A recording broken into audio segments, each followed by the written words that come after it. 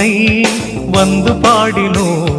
உந்தன் மைந்தர் சொந்தம் என்று இன்று காத்திடாய் தந்தை என்றுனை வந்து பாடினோ